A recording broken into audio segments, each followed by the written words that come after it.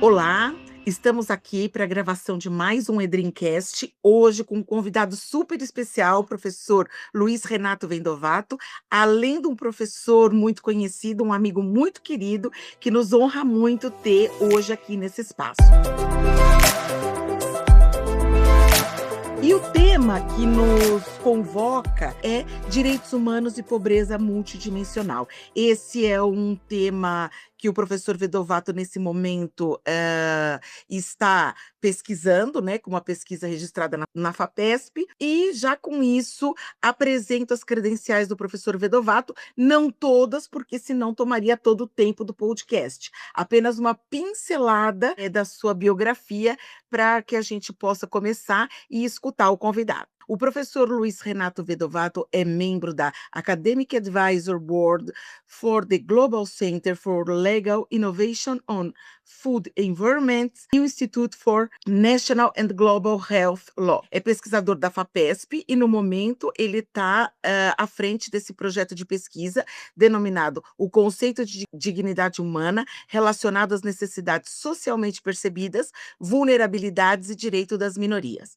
O professor Luiz Renato Vendovato é autor de vários livros, capítulos de livro, já teve muitos projetos de pesquisa relacionados também à migração, a tabaco, e o professor é pesquisador e professor associado do Observatório de Migrações de São Paulo, é professor da Unicamp e professor da PUC de Campinas. Então, sem mais, professor Vendovato, é uma alegria gigantesca recebê-lo aqui no nosso Edrincast. Professora Renata, é uma honra estar aqui ao seu lado, ao lado do professor Paulo, nesse projeto tão bonito e tão enriquecedor para todo mundo que pesquisa, que estuda, que trabalha e que, de alguma forma, se conecta ao direito internacional. Eu fico muito honrado com a oportunidade de estar aqui, e, em especial, pela possibilidade de falar da nossa pesquisa, porque, afinal de contas, a gente que trabalha com o campo acadêmico sabe o quanto é importante ter espaços como esse para poder falar para todas e para todos sobre o que a gente está fazendo. Porque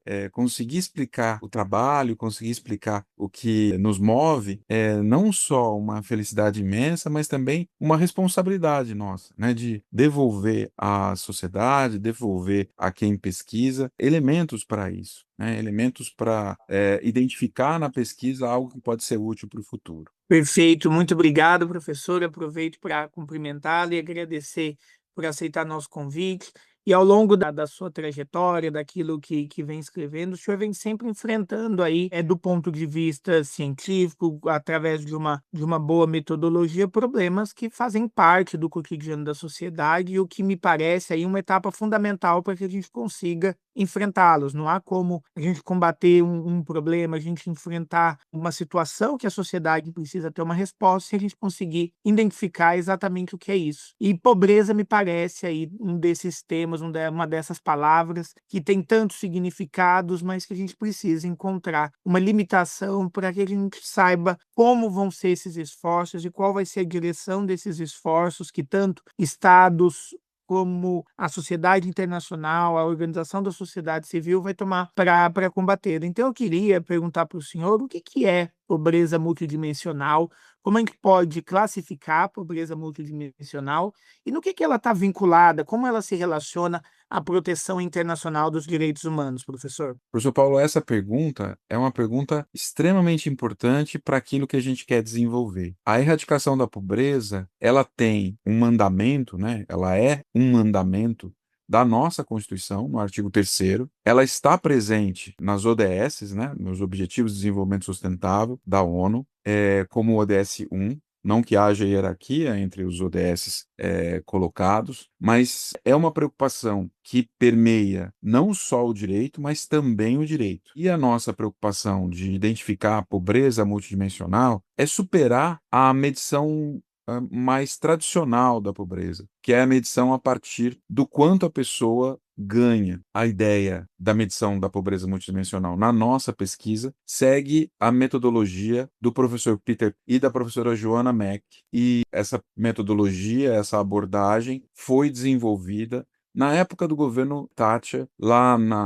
no Reino Unido, na Inglaterra especificamente, porque a preocupação era identificar que as pessoas podem passar por privações, mesmo quando existe um rendimento acima daquele entendido como razoável para enfrentar a situação de vulnerabilidade, mas com o corte de direitos sociais, com o corte de benefícios sociais, isso pode gerar privações. Então, no lugar de você medir exclusivamente pela quantidade de recursos que a pessoa percebe por um período de tempo, seria importante a gente saber que, apesar de receber esses valores, ela pode enfrentar vários momentos de privações em vários setores. Então, a nossa pesquisa parte desse pressuposto: enfrentar vulnerabilidades e privações e, portanto, viver numa situação de pobreza é muito mais do que simplesmente enfrentar a questão do ganho salarial. Dessa forma, envolve todo um conjunto de políticas públicas para que você possa erradicar a pobreza. Não adianta simplesmente aumentar o salário, apesar do aumento do salário ser importante, mas não adianta simplesmente aumentar o salário se houver cortes no campo da educação, da saúde e de tantos outros campos de benefícios sociais que podem ser oferecidos. Então, quando a gente fala, e tocando especificamente no ponto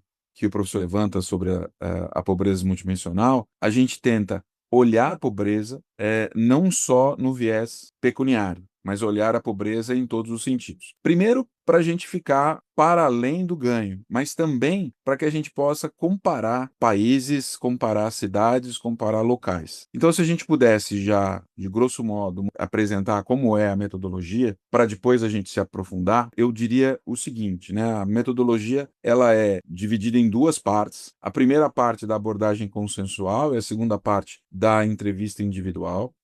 Nessa primeira parte da abordagem consensual, a gente faz grupos focais que representem a sociedade que a gente quer medir. Então, por exemplo, a gente fez grupos focais em Campinas, a gente está acabando de fazer grupos focais na região metropolitana de Campinas.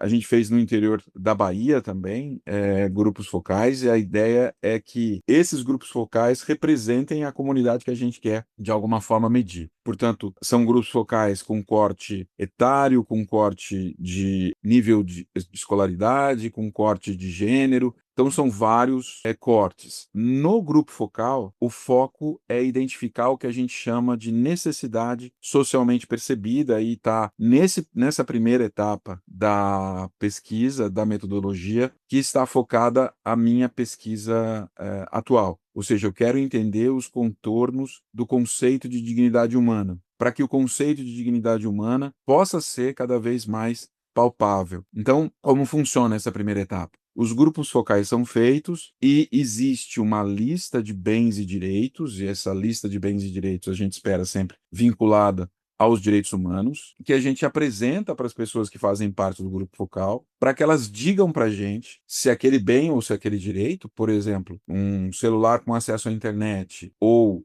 um posto de saúde perto da sua casa, se esses bens ou esses direitos são necessários, desejáveis ou um luxo. A importância do grupo focal é que é um grupo focal tendo como base a abordagem consensual. Ou seja, não é simplesmente uma pessoa dizer, isso é necessário, isso é desejável, ou isso é um luxo, e a gente soma e chega ao resultado, nesse daqui deu tantos votos para necessário. Não, como é uma abordagem consensual, depois que os votos são abertos, as pessoas começam a debater aquele item para chegar num consenso sobre aquele item. Então, se há pessoas que entendem que um celular com acesso à internet é necessário, e a maioria diz que é um luxo, ou o contrário, eles vão ter que debater até chegarem a um acordo sobre o que aquilo representa. Representa um luxo, representa uma necessidade. Um posto de saúde perto da sua casa, a discussão vai ser exatamente a mesma. 3 trocas de roupa, a discussão vai ser exatamente a mesma. Um local para que as crianças possam estudar em casa, um dinheiro para poder fazer pequenos reparos na sua casa, como, por exemplo, existe um rompimento de encanamento na casa. Então, nos grupos focais, para cada item, há a necessidade de se chegar a um consenso. Se 50% dos grupos focais entenderem que aquele item é um item necessário ou desejável, ele vai fazer parte do rol dos itens que a gente chama de necessidades socialmente percebidas. Na minha visão, essa é a forma que a gente tem para identificar aquilo que faz parte da dignidade humana. Tem alguns desdobramentos que depois a gente pode discutir, mas essencialmente é essa a primeira etapa. A segunda etapa é uma tentativa de checar os grupos focais. Então, a gente pega um questionário que tem os mesmos itens que ali estão, um questionário também socioeconômico, acompanha os itens, e a gente vai aplicar esse questionário, que normalmente demora em torno de 40 minutos para ser aplicado, individualmente. Lógico, existe um amostrista que vai dizer, olha, eu preciso perguntar para tantas pessoas dessa classe, para tantas pessoas desse gênero, para tantas pessoas desse nível educacional, para que eu possa representar aquela sociedade. Mais ou menos como acontece em pesquisa eleitoral, né? Um cálculo estatístico que você precisa levar em conta, e aí a gente sai perguntando, essencialmente, o seguinte, são 3 perguntas, né? A gente apresenta o item para a pessoa e ela está respondendo individualmente, e a gente pergunta para ela se aquele item é necessário, desejável ou um luxo. Porque essa segunda fase, e aqui é um ponto importante, né? Enquanto a primeira fase tem como objetivo identificar as necessidades socialmente percebidas, e com isso eu consigo fazer os contornos do princípio da dignidade humana, a segunda etapa tem como objetivo identificar as privações enfrentadas pela população. Então eu vou, para cada pessoa, perguntar sobre cada item se aquilo é necessário, desejável ou um luxo. Se a pessoa disser é um luxo, a gente já sabe que aquilo não será uma privação se ela não tiver. Então a gente passa para o próximo item. Então, por exemplo, ter 2 pares de calçados, por exemplo. E aí, se a pessoa disser isso é necessário ou é desejável, a gente faz uma segunda pergunta, que é, você tem pelo menos 2 pares de calçados disponíveis para você? Se ela disser tem, não é uma privação. Como não é uma privação, a gente vai para o próximo item. Se eventualmente, né, no próximo item, por exemplo, em que a gente pergunte sobre 3 refeições ao dia, e a pessoa diz que é necessário, mas a pessoa responde, eu não tenho essas 3 refeições ao dia, a gente pergunta por quê. Ela pode dizer, eu não tenho porque eu estou fazendo um regime, eu não tenho porque eu tenho uma condição de saúde que exige que eu faça só 2 refeições. Não é uma privação. Então a gente passa para o próximo item. Se ela disser, eu não tenho, porque eu não tenho dinheiro para comprar, porque há mais pessoas na minha casa do que comida, aí a gente identifica uma privação. Esse mapeamento de privações vai permitir que eu possa comparar no mundo regiões e cidades. Porque eu não estou dizendo que em Campinas se ganha em média X reais por mês e em São Paulo se ganha em média Y reais por mês. Porque o custo de vida em Campinas pode ser diferente do custo de vida em São Paulo, o custo de vida em Campinas pode ser diferente do custo de vida em Manaus, mas eu vou conseguir dizer, olha, em Campinas, em média, nesse bairro, as pessoas enfrentam, as pessoas de tal escolaridade enfrentam 5 privações. Não importa quais privações. Certamente não vai ser uma privação como falta de um barco, mas lá em Manaus pode ser que seja. Mas entra na conta como privação. Eu consigo comparar as privações. Então, se a gente tiver até 4 privações, nenhuma privação você não está, de nenhuma forma, enfrentando uma situação de pobreza. Mas de 1 a 4, você está no limiar da pobreza. De 4 a 8, você está na pobreza. Acima, de 9 para cima, você estaria numa situação de pobreza extrema. E resolver erradicar a pobreza com essa medição é muito mais difícil do que você pensar em erradicar a pobreza com a medição exclusivamente por parte da pecúnia. Nessa segunda etapa, ainda tem uma consequência importante, porque você tem 2 dados relevantes. O primeiro dado é da privação, mas o segundo dado, que é, para mim, extremamente rico, é o consenso, os consensos. Ou seja, se eu tenho um item que é acesso à escola pública, e eu consigo encontrar consensos em todos os níveis de escolaridade, em todos os níveis de classe social, em todas as crenças religiosas, eu posso estar próximo de identificar aquele direito, acesso à liberdade religiosa, acesso ao transporte, acesso à educação, como algo que se aproxima da universalidade. É lógico que a pesquisa que a gente conduz faz parte de uma pesquisa conduzida pelo Instituto de Pobreza de Bristol, que fica terra, comandado pelo professor Dave Gordon, em Cardiff pelo professor Shoilen Nandi. Eles têm dados, né, esse instituto tem dados do mundo todo. Então, para a gente do direito, e a gente professora Anelisa Spaolonzi Queiroz Assis e eu aqui somos do direito e somos os primeiros do direito a aderir a essa pesquisa lá em Bristol e Cardiff. A nossa pesquisa busca também pensar na universalidade, ou seja, será que se eu comparar esses resultados e identificar consensos em Edinburgh, em Bristol, em Cape Town, no Cairo, em São Paulo, em Campinas, em Buenos Aires, na Cidade do México, será que eu não consigo pensar numa comprovação efetiva da existência de uma universalidade de direitos humanos? Então, essa é uma questão que a gente pode chegar num resultado que sim ou pode chegar num resultado que não.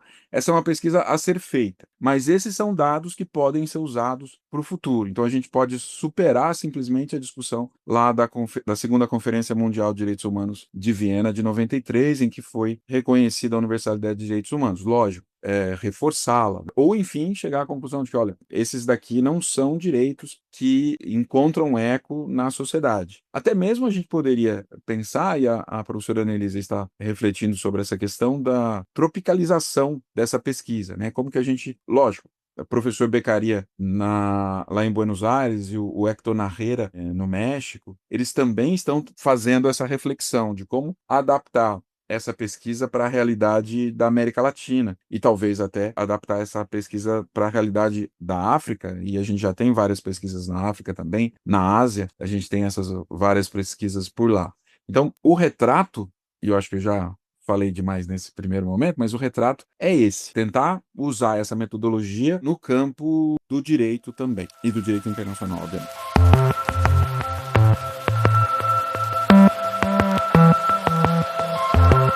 Nossa, é impressionante, né? E eu vou ficando maravilhada conforme eu vou escutando, por uma razão muito simples. A gente, há algum tempo, sempre se debatia do direito sendo uma ciência linguística, narrativa, qual é o rol dentro dos Estados democráticos, como fazer isso, dentro de uma ciência que só se percebia a partir de debates intelectuais apenas, né? O direito ele não se via, ele não se sabia como entrar na realidade para analisar a realidade como ela é, para além das teorias, e de um tempo a essa parte a gente já sabe, os que trabalhamos com proteção dos direitos humanos, que o direito só pode realmente assumir essa gramática dos direitos humanos se ele entrar na realidade social, né? E a sua pesquisa ela entra de cheio na realidade social, não para dizer qual é a realidade, mas sim para escutar e entender qual é essa realidade. Então, me parece que é fundamental, talvez isso seja um marco para o direito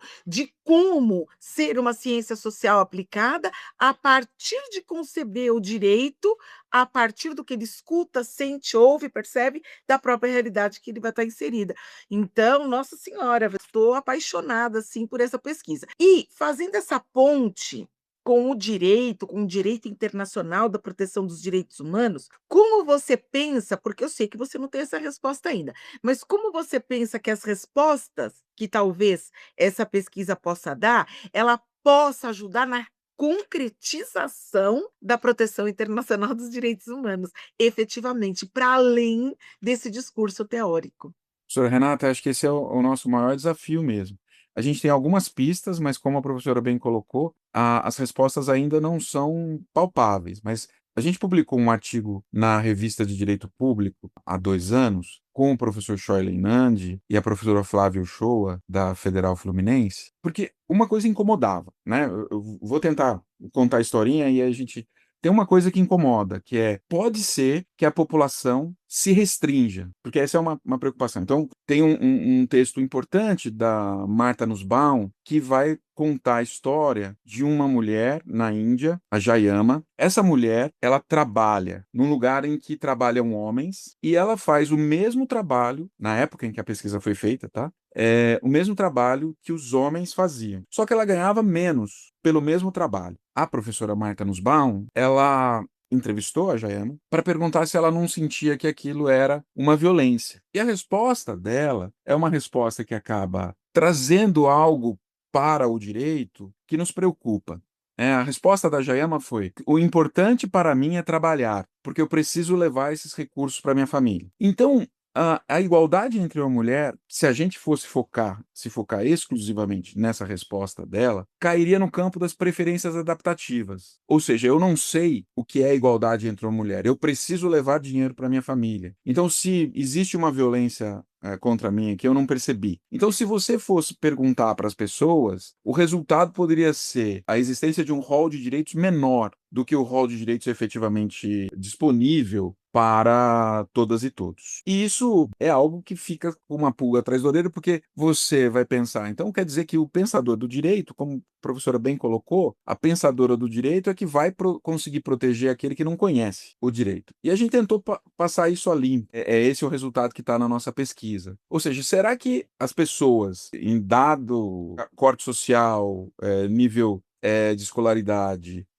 consegue identificar esses direitos? E a gente percebeu que as preferências adaptativas não são relevantes para a nossa resposta. Ou seja, a pessoa que está numa classe menos privilegiada, que tem menor grau de escolaridade, ela reconhece quais são os direitos que ela gostaria de alcançar. Pode ser que, pontualmente, ela vá responder que, eu estou aqui recebendo menos, mas tudo bem, importante. A gente não sabe o que está na pressão em cima dela.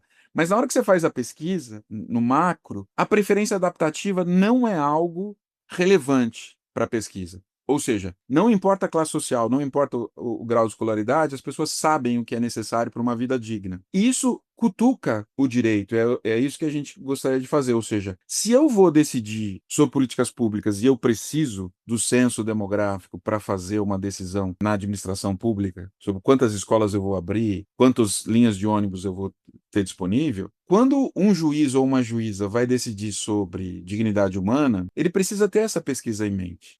Não que ele vá mandar fazer a pesquisa imediatamente para depois ele decidir. Não, ele talvez precise que o Estado determine a pesquisa periodicamente. Então, o governo mexicano, o governo do López Obrador e agora da presidenta do México. Existe uma determinação de aplicar essa pesquisa nacionalmente para identificar as necessidades socialmente percebidas da população para além da renda. E isso vai trazer elementos para o juiz ou para a juíza decidir a questão. E isso se liga para a gente pensar na efetivação internacional, né, na efetivação das normas internacionais de proteção dos direitos humanos, isso se liga ao ODS 1. Se eu tenho que erradicar a pobreza, eu preciso medir a pobreza. Então, eu preciso aplicar essa metodologia para mapear onde está a pobreza e saber qual política pública eu vou fazer para aquela questão. E tem algumas situações bem curiosas, né, que a gente acaba não enxergando. A professora Anelisa tem uma orientanda, a Maria Júlia, ela vem de um lugar de pesquisa de gênero e ela foi acompanhar os grupos focais e uma questão bem simples que a gente não pode descartar nunca, que é o que é identificado a partir do gênero. Então, por exemplo, quando você faz um grupo focal só de homens, nenhum deles diz que máquina de lavar roupa é uma necessidade. Enquanto que nos grupos focais em que há mulheres, a máquina de lavar roupa aparece como uma necessidade. O transporte público aparece como uma necessidade. Então, não só fazer uma análise, mas quem faz a análise, né? Então, ela separou para fazer a discussão de gênero nesse conteúdo que a gente trouxe à tona. Isso tudo para dizer que a gente tem relatorias de direitos nos órgãos internacionais, Comissão Interamericana, e essas relatorias poderiam fazer também uma análise a partir do corte delas. Lógico, a gente precisa desses dados. Apesar de aqui no Brasil essa metodologia ter sido aprovada em 2006 no Grupo do Rio, né, no final do primeiro governo Lula, ele nunca foi aplicado pelo IBGE aqui no Brasil. Então, ele é aprovado em 2006 para ser aplicado não no censo 2010, porque estava muito em cima, mas no outro censo, e a gente ainda tem um caminho longo para conseguir coletar os dados que antes a gente coletava e não coleta mais. Mas tudo isso para dizer também que, com esses dados, a gente tem uma plataforma de inovação nas discussões de direitos humanos, tanto internamente quanto internacionalmente. porque a partir daí a gente vai identificar problemas, vai identificar desafios. E identificando desafios, a gente teria condições de utilizar para a efetivação dessas normas, desses tratados internacionais de direitos humanos. Mais uma vez, falei demais, professora, mas é um pouco de tentar vislumbrar, né, o que a gente tem no horizonte, o que a gente poderá ter se isso caminhar. Por enquanto, a gente tem essas pesquisas. Campinas, região metropolitana de Campinas, dados de São Paulo, dados do interior da Bahia, enfim, falta muito ainda. Professor, incrível as considerações, e algo que me chama bastante atenção e que a gente vem buscando discutir aqui com os nossos convidados é esse papel também do processo de formação do direito.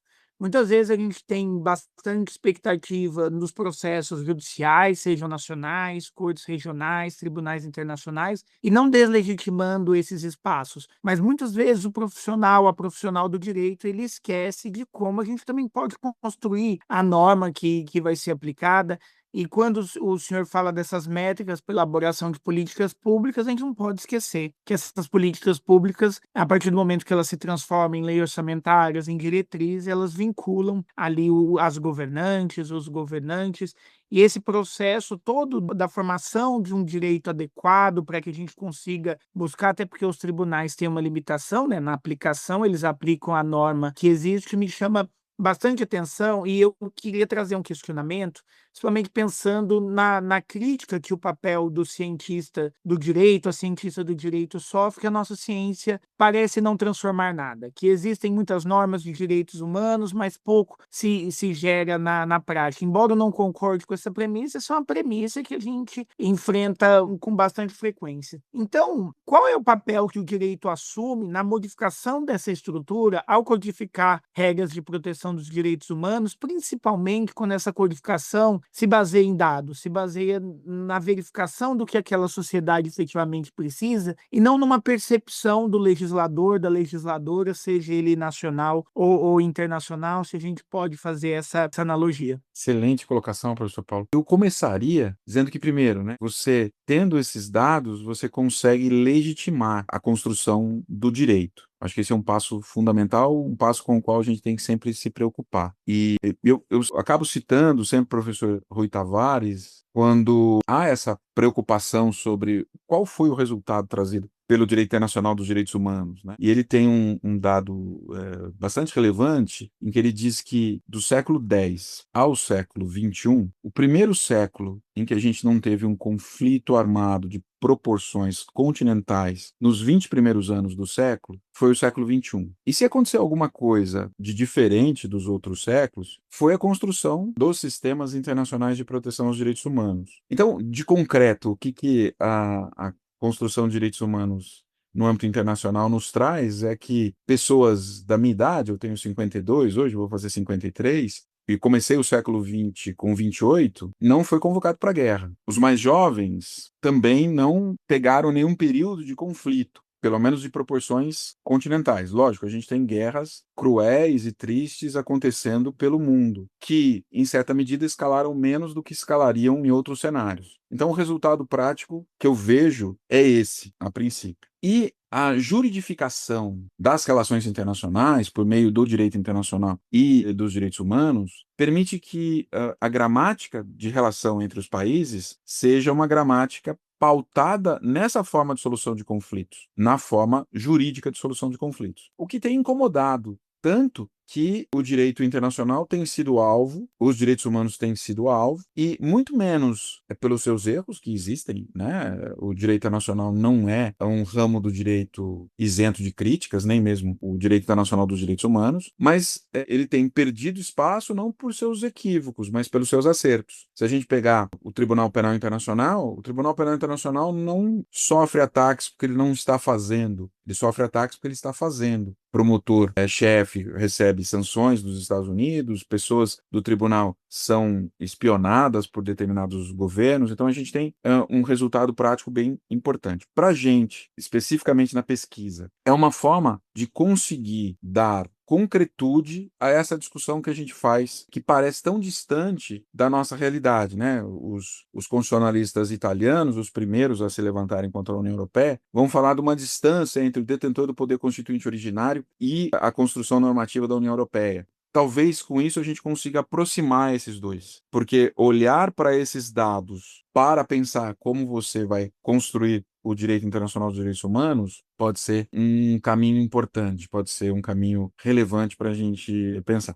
Com isso tudo, para dizer, olha, eu não sou uma pessoa que fica isolada e pensa que o direito internacional vai resolver todos os nossos problemas. Às vezes o direito internacional é um obstáculo para a efetivação de direitos, mas é um caminho extremamente importante hoje para a gente concretizar, pelo menos um rol de direitos. E se ele for somado a essa pesquisa empírica, a gente pode ter resultados bastante positivos. Mas, enfim, pode ser só ilusão de quem está no meio do trabalho e ficou bastante empolgado com ele. Ainda bem que você tem bastante ilusão, né? Porque sem ela, isso nada aconteceria, né? Como dizia o Galeano, essa é a função da utopia, né? Para ter utopia, a gente precisa ter ilusão.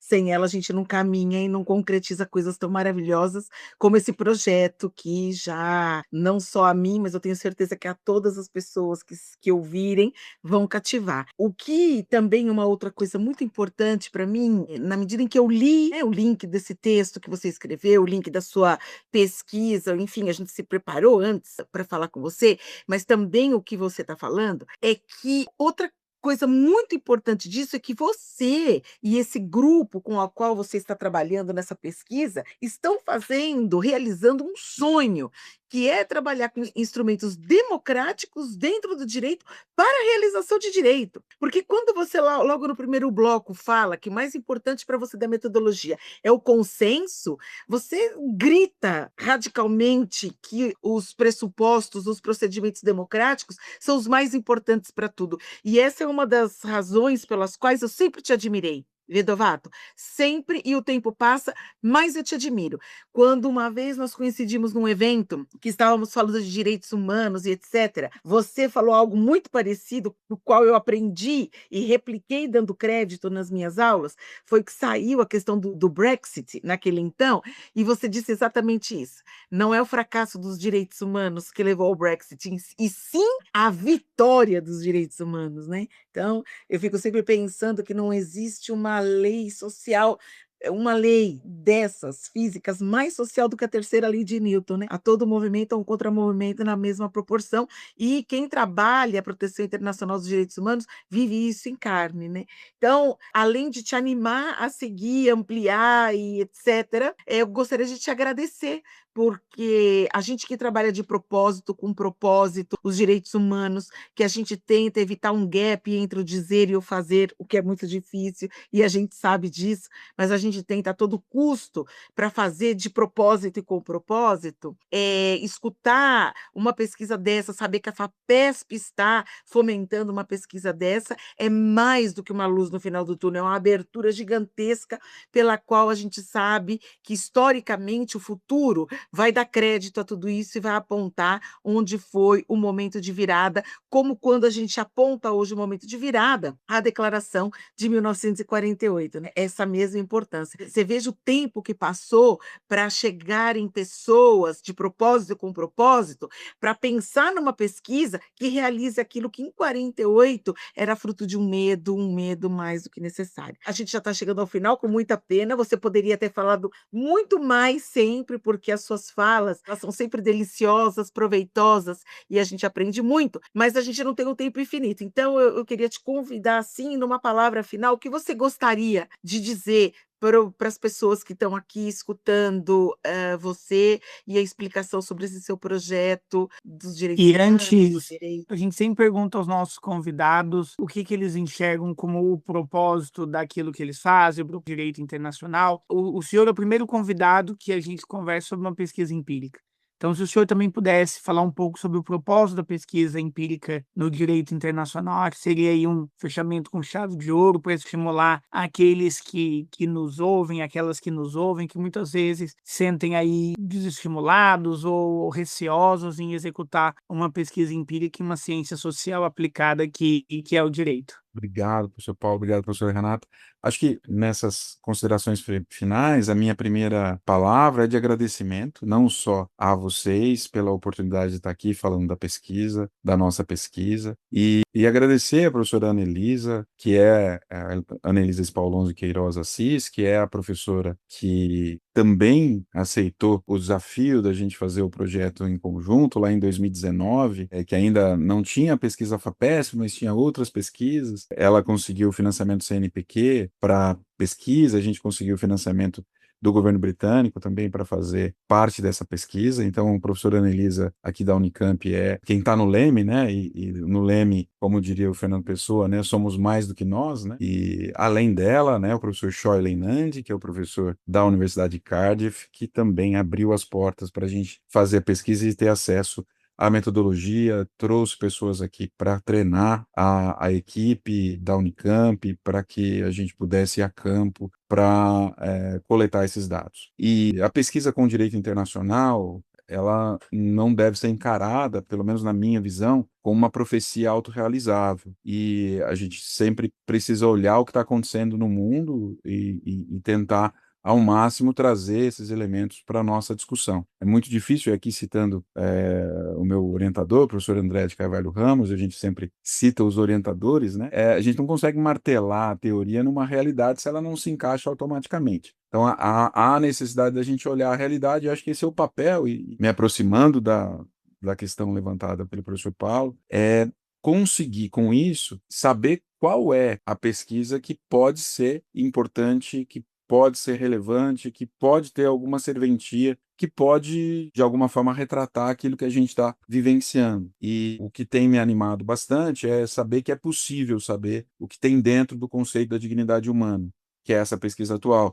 E tem animado também a possibilidade de, para o futuro, a gente ter uma metodologia para identificar essa universalidade de direitos humanos de forma empírica. Se muitas pessoas no mundo chegarem a consenso sobre os direitos, a gente tem um dado que é importante ser considerado. Se tudo foi feito dentro das exigências científicas, a gente consegue usar esses dados e dizer, olha, não é uma imposição ocidental, não é um pensamento de um único país, não é algo que vai destruir a cultura local ou destruir a religião de determinadas regiões, mas sim um anseio da população, porque a gente tem consensos que garantem algo que ultrapassa a fronteira, que é um pouco do que a gente pensa quando a gente escolhe o direito internacional, ou seja, a fronteira é um dado apenas, não um obstáculo intransponível. E como a fronteira é um dado, não um obstáculo intransponível, a gente precisa fazer comunicações entre a fronteira, um pouco como tentou fazer o Exupéry quando na Terra dos Homens ficava falando das luzinhas na Patagônia que se conectavam, que poderiam se conectar naquela escuridão da noite da Patagônia, né? E talvez acender uma luzinha, não fazer as conexões, porque a gente é muito pequeno para fazer essas conexões,